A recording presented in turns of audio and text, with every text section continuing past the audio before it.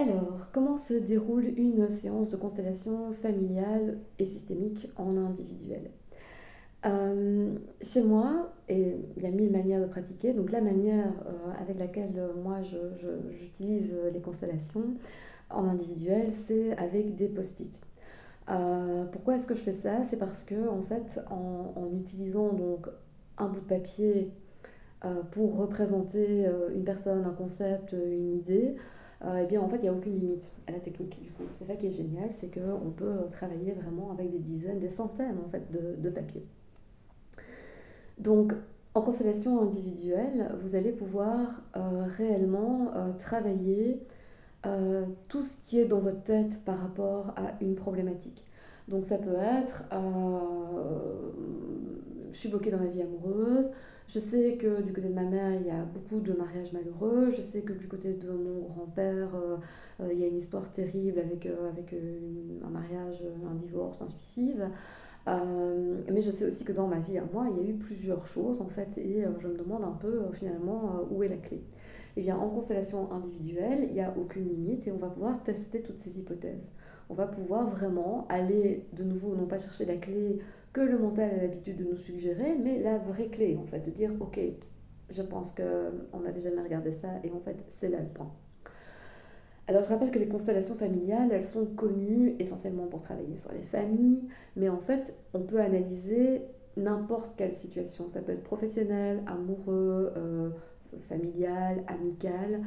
Ça peut être sociétal aussi, hein. Par exemple, on pourrait imaginer une constellation sur comment j'ai vécu la période du Covid à l'échelle mondiale, à l'échelle de la Belgique, toutes ces règles, etc. Ok, comment moi je les ai perçues et est-ce que j'en ai des séquelles entre guillemets. Donc on peut vraiment travailler n'importe quel thème. Et si vous choisissez de travailler sur votre famille, on peut travailler avec cette idée ascensionnelle. Donc on va aller travailler sur le transgénérationnel, le karmique comme on dit parfois. Mais on peut aussi simplement travailler sur la famille aujourd'hui. Mon père, ma mère, tels que je les connais, sans spécialement aller ouvrir toutes sortes de boîtes sur, voilà, sur l'histoire de ma famille au sens large. Il n'y a aucun travail préparatoire à une constellation et j'ai envie de dire surtout pas, de grâce, surtout pas.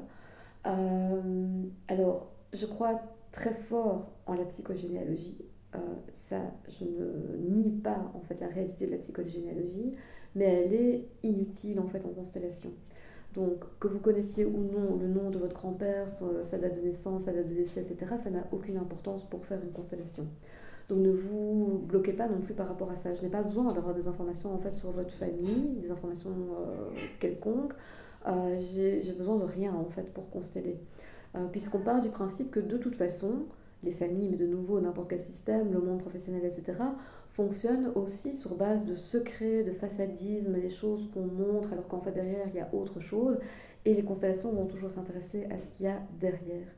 Donc si vous avez travaillé votre arbre généalogique, que vous avez des informations, ou si vous avez fait de la psychologie, qu'on a attiré votre attention sur quelque chose, ça peut être des sujets de constellation, mais si vous n'avez pas ça, ça ne va pas nous empêcher d'aller travailler, d'aller chercher en fait ce qui se passe dans un système.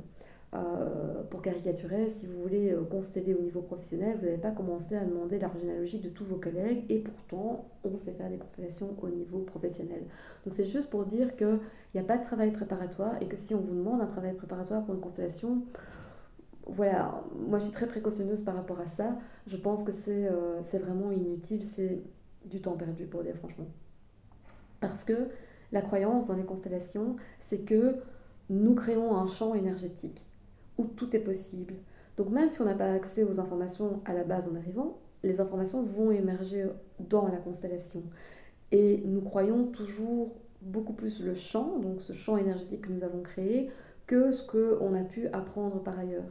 J'ai donné un exemple, dans ma famille, il y a une sorte de légende autour de ma grand-mère maternelle. Donc ça va de la pauvre femme qui a été internée par son méchant mari à la méchante collabo qui a couché avec toute l'Allemagne. Où est la vérité? Vraisemblablement pas dans le discours familial.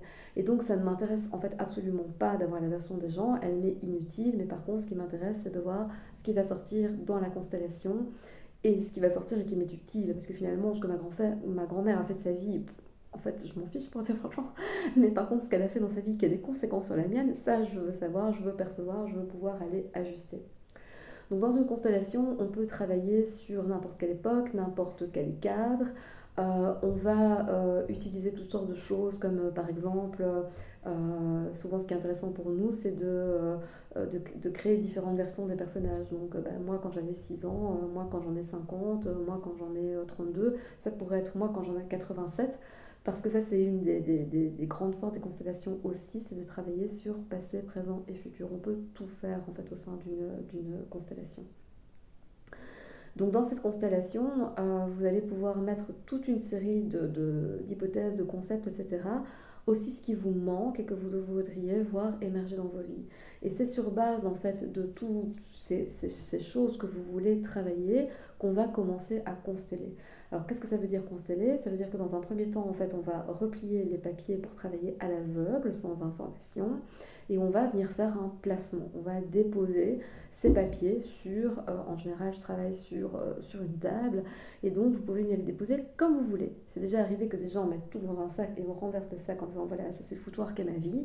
Ok, pas de problème, on part de cette situation. Certains vont essayer par exemple de refaire leur arbre généalogique, certains vont faire des tas avec les concepts que j'aime bien, mon chat, les concepts que j'aime pas, les choses que, voilà, qui sont inutiles en fait au final pour cette constellation, les choses avec lesquelles je ne veux pas travailler. Donc il y a vraiment moyen en fait de faire énormément de nouveaux de placements de départ, d'hypothèses de départ, de simplement de ressenti de départ, et tout est ok en fait. On peut vraiment à partir de là commencer à aller décrypter les informations qu'il y a dans votre tête et que vous ignorez, et les informations qu'il y a de manière générale autour de vous, dans la mémoire familiale, sociétale, la mémoire universelle, on pourrait dire, et qui vont émerger en fait au cours de la constelle. Au-delà de déployer en fait cette origami qu'on a en tête, qui est déjà super intéressant en soi, qui nous permet déjà de comprendre plein de choses, d'avoir des prises de conscience, d'avoir vraiment ces moments d'arrêt où on se dit ah ouais, je l'avais jamais vu comme ça, ou ah oui, ça je savais pas, ou ah oui, maintenant je comprends mieux que. Euh, on peut faire des rituels de guérison. Alors les rituels de guérison, on est vraiment dans l'univers du fantasme au sens psychanalytique. On est dans ce qu'on appelle les actes magiques, psychomagiques. On est vraiment dans cette idée que en faisant quelque chose, comme bouger un papier sur une table, comme allumer une bougie, comme s'adresser à l'univers, on fait quelque chose qui permet de modifier une situation. Donc si par exemple vous voulez couper une relation toxique par exemple, on peut symboliser ça par différents actes et mener vraiment à ce que dans la réalité, dans les jours qui vont suivre la constellation, vous constatiez que ah ben oui, en fait cette relation elle n'existe plus, ou en tout cas elle existe mais il n'y a plus la toxicité qu'il y avait avant. Alors ça peut paraître complètement farfelu, ça peut paraître oui, à la limite de la folie, mais je vous assure que ça arrive régulièrement. Moi j'ai même ressenti ça dans ma vie, avec parfois il me fallait plusieurs mois pour me dire ah ouais mais tiens en fait c'est super bizarre, mais cette personne ne fait plus partie de ma vie en fait. Donc quand c'est juste, les choses se déroulent, et elles se déroulent en général avec beaucoup de douceur pour nous. En fait, il n'y a pas de difficulté en fait à vivre ce qui a été travaillé en constellation. On est vraiment souvent arrivé à quelque chose de ouais, juste pour nous, donc facile, fluide, évident. Ce qu'on a souvent aussi, même parfois au sein des constellations ou dans la foulée des constellations, c'est des appels improbables. Donc c'est mon père m'appelle jamais pour prendre de mes nouvelles, et là en fait il a appelé, il m'a laissé un message super sympa simplement pour dire tiens comment vas-tu, ça fait longtemps que je t'ai plus au téléphone, j'aimerais savoir comment tu vas. Donc les moindres petites choses qui se passent en constellation ont réellement des répercussions, alors plus ou moins rapides, plus ou moins fortes, mais des répercussions dans la vie réelle que vous allez pouvoir mesurer. Donc ça c'est hyper intéressant, ne me demandez pas comment ça fonctionne. On a juste, donc, comme je disais, cette croyance que nous sommes en lien avec l'énergie qui nous entoure, qui est composée de l'énergie des gens vivants, mais des gens aussi décédés, que tout ça s'entremêle dans des liens très compliqués, qu'il y a probablement une partie de télépathie, une partie d'intuition, une partie de communication avec les morts. On ne sait pas très bien comment ça fonctionne, mais ce qu'on peut dire, c'est que ce qui se passe en constellation a toujours un effet dans la vie réelle. il faut en être conscient, il faut être prêt à le vivre. Donc ça veut dire que si vous venez en disant moi je veux couper les liens avec ma mère et que c'est ce que vous faites en constellation, ben, il y a des chances que ça va se produire. Si vous dites moi ce boulot dégueulasse, j'en veux plus, ben, il y a des chances que vous n'allez plus avoir ce boulot. Alors soit vous allez démissionner, et c'est ce que je vous souhaite en général, soit peut-être que simplement vous allez, en sortant de la constellation, découvrir que vous êtes viré. Il faut parfois accepter que les choses vont se passer, donc on voulait que des choses se passent, elles vont se passer, et que parfois elles ne se passent pas tout à fait comme on avait envisagé qu'elles se passeraient. Et donc de nouveau, le principal est d'aller vers la guérison, vers la libération, vers un nouvel équilibre qui nous convient mieux. Et ça, c'est vraiment quelque chose qu'il faut avoir quand on constelle, c'est la confiance, la foi, j'ai envie de dire, dans le fait que les énergies, quand on les appelle, savent ce qui est juste pour nous et nous mettent sur la bonne ligne spatio-temporelle en fait. Qui n'est pas toujours celle qu'on avait imaginée, et surtout le shift vers cette ligne ne se passe pas toujours comme on avait imaginé, mais vraiment il faut avoir cette confiance que si ça se passe, c'est que c'est bien pour moi. Je connais personne qui s'est retrouvé à un endroit où il ne voulait pas être. Je connais beaucoup de gens qui ont été parfois bousculés par ce qui se passait en constellation. Donc de nouveau, l'univers, il n'est pas là pour vous donner raison. Il est là pour vous dire, wow, wow, je rappelle, le plan de vie, c'est celui-là, et donc c'est là qu'on va aller, et c'est ça qu'on va faire. Voilà donc un peu tout ce qui est possible dans une séance de constellation individuelle. C'est très compliqué pour dire franchement à expliquer parce que là on touche vraiment à l'irrationnel le plus complet, donc c'est difficile finalement d'aller mettre des mots rationnels, habituels, ordinaires sur ce qui se passe en constelle. Et donc n'hésitez pas, si vous avez des questions après cette vidéo, qu'il y a toujours des choses qui vous semblent pas claires, ou que vous avez vu des choses, parfois on voit des reportages ou des séries télé comme Le Chemin de l'Olivier, et on se dit est-ce que ça va vraiment se passer comme ça, n'hésitez pas si vous avez des points d'attention. Si vous avez aussi eu des expériences qui vous ont semblé négatives, que vous n'avez pas du tout appréciées, n'hésitez pas à m'en parler, je vous dirai honnêtement ce que j'en pense. Je vous dirai, voilà, avec mon franc-parler, si je pense que vous avez été bien accompagné ou pas. Le but de nouveau, c'est pas de vous convaincre que moi je suis la thérapeute de l'année et que les autres sont nuls, mais c'est simplement de rappeler que euh, les constellations sont un outil qu'on appelle donc de systémique. Elles sont décrites, elles ont une série de règles. Donc de nouveau, il y a plein de choses qui se passent au niveau du subtil, de l'extraordinaire, mais il y a aussi des choses qui doivent vraiment être prises en compte, qui doivent vraiment être faites dans les règles de l'art. Et je voudrais terminer par ça parce que c'est quand même super important, c'est de vous dire que dans une constellation, on ne vous oblige jamais à rien. Donc imaginons par exemple que la constellation montrerait qu'il faut mettre fin à une relation si vous ne voulez pas parce que vous ne vous sentez pas prêt, on ne le fera pas. Parce que de nouveau, le but n'est pas de vous faire faire des choses qui ne sont pas acceptables pour vous, qui ne sont pas justes pour vous, ou simplement pour lesquelles vous n'êtes pas encore prêt. Donc on ne fait jamais ça et on ne vous convainc jamais non plus d'une vérité. Donc moi je suis pas très ça y est, moi j'ai vu que dans ta vie c'est ça, que bien sûr évidemment tu as un jumeau perdu. Voilà, j'aime pas du tout fonctionner comme ça. Ce que j'aime c'est d'avancer avec vous et d'écouter votre décryptage. Donc il y a des choses parfois que vous allez me dire, je vais dire non, ça c'est pas ce que la constellation montre, ce scénario ne tient pas la route par rapport à ce qui est déposé sur la table.